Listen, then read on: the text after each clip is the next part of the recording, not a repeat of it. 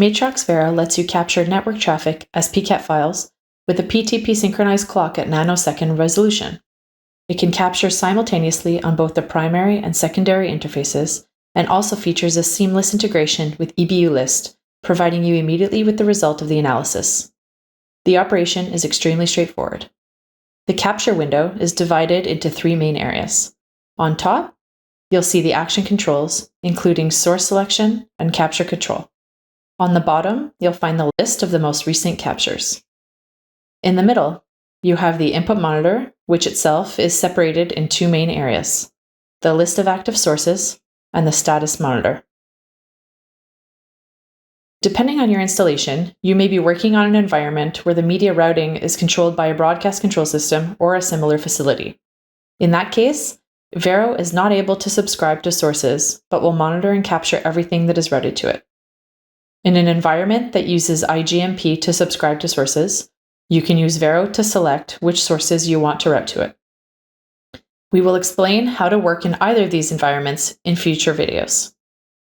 For now, let's assume that the output of 5 sources has been routed to VERO. On the active sources list, you will see information about them. VERO automatically identifies the format and the interfaces where those streams are being received, as well as the multicast groups they are being sent to.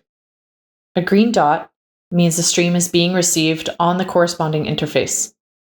A red dot means that the stream was subscribed to an interface but is not being received. On the status monitor, you can see the amount of traffic that is being received by both interfaces, including the number of streams that have been identified.